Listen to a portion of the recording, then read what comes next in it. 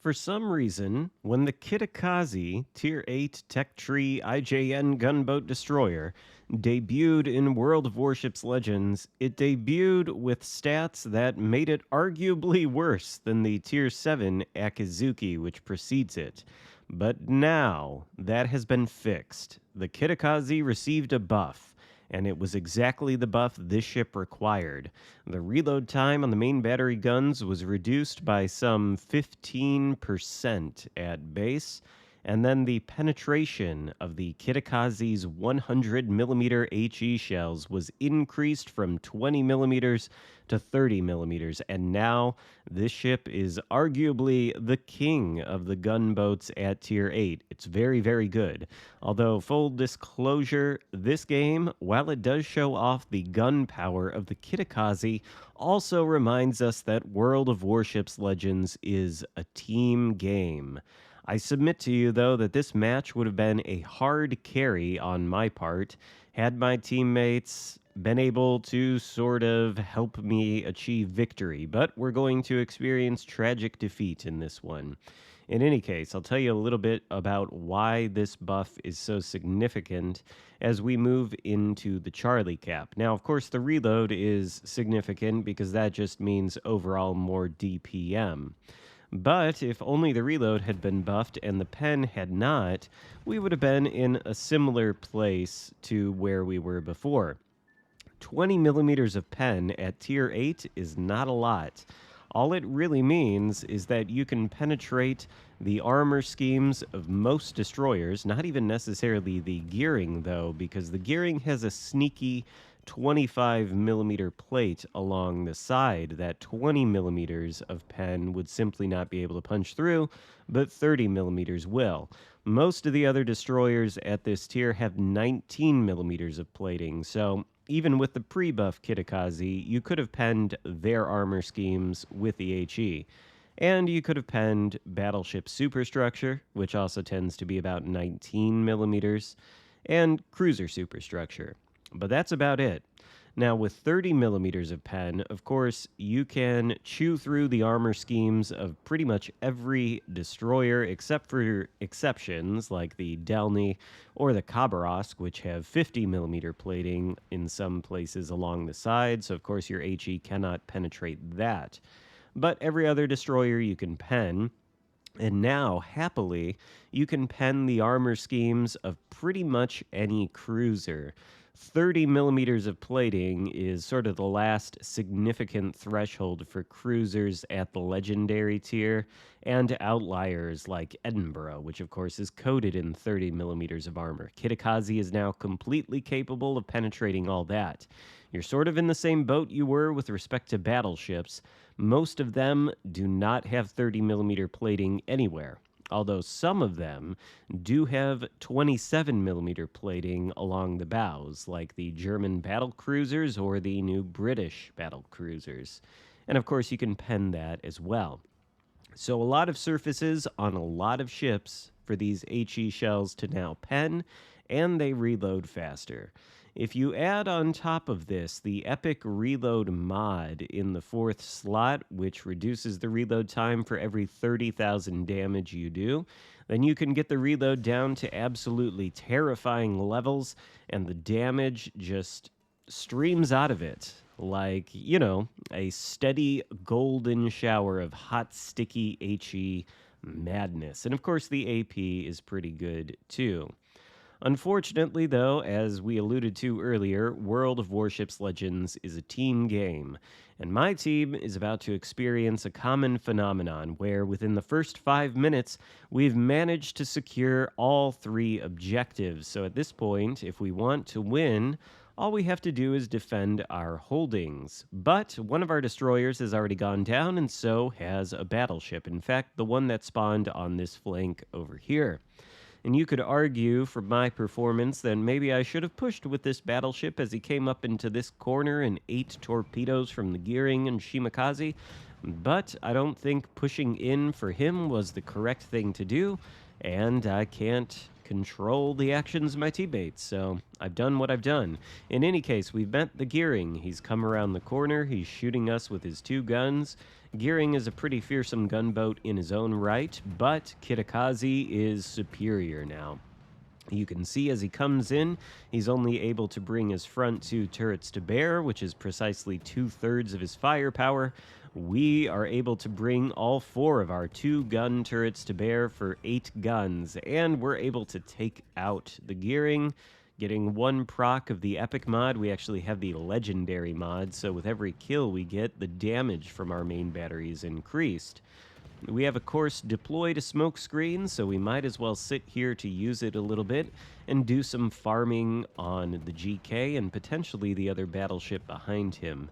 And this right here, what you're seeing, sitting in a smoke screen while farming battleships as they push into an objective, this is sort of the bread and butter of the Kitakaze. This is the thing you want to achieve when you're playing this ship. You want to find a place on the map where you can deploy a smoke screen and farm large capital ships as they push in. Maybe you can even launch some torpedoes at them if you've got the angle, although the torpedoes on this thing are definitely the secondary armament. In any case, though, we need spotting from our teammates in order to see these battleships, and our friendly Shimakaze, like the battleship that spawned with us, has gone down as well. We get some intermittent spotting if we get out of our smoke screen and spot this Alsace through the gap between the islands. Of course, if we shoot at him, we ourselves will be revealed. And we're probably within secondary range of the GK, but we get a lucky double fire there. But oh, what was that? Some shells coming in from a smoke screen to the right of the screen. That means the enemy Shimakaze is right there. Oh, lucky for him. Shimakaze's guns, they aren't very good. The HE does hit pretty hard when it makes contact, but the reload time and the turret traverse thing on that ship are abysmal. However, he did have us dead to rights while he was in the smoke screen and we were still spotted outside, but for some reason he makes the error of coming out of the smoke screen, which of course just presents his broadside to me, and the Kitakaze has no trouble shredding him for our 2nd kill of the game. Obviously, he was coming out to launch torpedoes. We knew that, so we turned in the opposite direction, and the Shimakaze's entire torpedo salvo comes nowhere near us. But in this amount of time, our entire team has been sunk. There are still 7 minutes left to go in this match, of course, so I don't know exactly what they were doing, except falling victim to that phenomenon where you push in too quickly, you obtain all the objectives, and then the enemy team pushes into you and destroys you, or else your team continues to push into the enemy for no reason after securing all the objectives, and they simply all sink. Who knows? But this is World of Warships Legends, fairly typical experience. And that just leaves me, a solitary battleship, and 1 friendly destroyer left versus 4 battleships and another enemy destroyer out somewhere near the last known location of our teammate destroyer. The Reds have taken the cap that I and the initial, now deceased Shimakaze worked so hard to take, and they're moving on to Bravo, which is our last holding.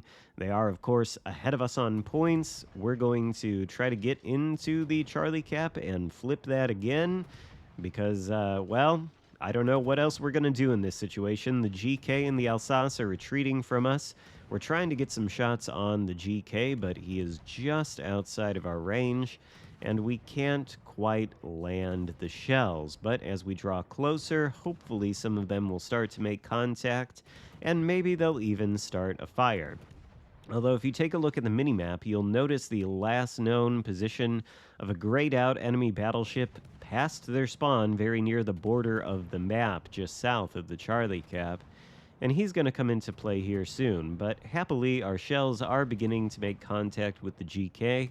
Looks like he's taking some damage from our last remaining battleship, but that guy appears to be giving broadside to the GK, and he doesn't have that much health left. So, probably only a matter of moments before he gets sent back to port. GK is no longer within our range, but what do you know? We pick up another GK that is pushing in. not at very high health. And just keep an eye on this guy because it does demonstrate the power of the Kitakaze's guns. 20 seconds away from taking the cap, we're going to try to reset this GK one more time as we deploy our second and final smoke screen of the game. GK pushing in toward us takes a blind shot, which reveals his position to us. This is just fantastic. This is something that I see a lot of Battleship players doing, honestly. And fair enough. If you want to take the blind shot and hit it, then good for you. But when you do take this blind shot, you of course reveal your position to the smoked up destroyer, and then the destroyer can farm you. There's another blind shot from the GK. And, well, I think that was a blind shot. Maybe he shot at somebody else, or maybe he's being spotted by our destroyer. That must be it. He's being spotted by that guy over there. In any case, we've got him burning very happily. We're going to try to take another shot at that GK. Not going to work out. So we decide, yep, we probably ought to focus all our fire on this GK. And actually, I just should have kept firing at him this whole time. Honestly, probably would have taken him out quicker. But, well, you'll see. Now, he is pushing into us. We do have to be concerned about his 6-kilometer hydro, something that I sometimes forget on the GK, which usually results in my doom. The hydro is only 60 seconds, but it does have a 6-kilometer ship detectability range, so he's almost within that 6 km. But can we actually remove all of his HP before he reaches that 6 km mark? 6.2? Well, at this point, we've got to bail out of the smoke screen because I'm sure he is running the hydroacoustic search consumable. But with the epic reload mod, or the legendary one, I guess, procced 4 times, our reload time is absolutely insane, and the HE is just shredding his superstructure, starting fires, and the GK is going to go down for our 3rd kill of the game. When we started that engagement, we had, I think, 109,000 damage done. We're up to 139 now, so we did about 30k to that GK in the span of probably just over or maybe even less than a minute. That gives you an idea of just how potent these guns are now, if you didn't get that idea from seeing the experience that the Dead Gearing and the Dead Shima that we sunk first had when they came up against this insane firepower. This thing has a ton of carry potential, and ladies and gentlemen, I submit to you this would have been an epic carry on my part had I had any teammates left alive to assist me. There are still 3 battleships left and 1 destroyer. At this point, I don't see any hope of winning. There's only 2.5 minutes left to go. The enemy is ahead of us by 400 points. The only way we're going to win this game is by sinking all 4 of these remaining enemy ships within the next 2 minutes. And frankly, that is going to be impossible because if we were going to do that, we would need to make use of the torpedoes in order to do it, and there's simply not going to be any way to do that. So, at this point, all that's really left to do is farm what damage we can off the remaining ships. But of course, the Alsace is going back into the Charlie Cap to retake that. There might be the GK somewhere to the north of this Bravo Cap, but we can't actually see him. We're just going to blind throw some torpedoes out there just because you never know. But once we come around this island, we should be able to spot that GK and maybe farm a little bit of extra damage before we go down. So even though this is a tragic loss, hopefully you can see the damage dealing and carry potential of the Kitakaze. It really is quite impressive, and this ship is now well worth playing and well worth grinding to, whereas previously, before this buff, it really may not have been. Now, though, it is just a DPM monster. Although, one thing you want to keep in mind is that it's still fairly slow. It's faster than the Akizuki, of course, and that does make it also an improvement over that ship at tier 7, but it is slow, and it's clumsy. It's a very long destroyer, and it takes a while to turn. So it's not necessarily advisable to be in close quarters knife fights with more maneuverable vessels like, say, American destroyers. However, if you find yourself kiting away from such gunboats, Then the fire arcs on the Kitakaze are pretty good, or the shell arcs rather, and of course the damage is great, so you do want to sort of kite away from other enemy destroyers rather than push into them because you're so clumsy. But 156,000 damage done, and the second highest XP in the lobby, even on the losing team, so that should give you a pretty good idea of how good this ship is. Hope you enjoyed the video. If so, give it a thumbs up, consider subscribing if you haven't already, and I'll see you next time. Goodbye.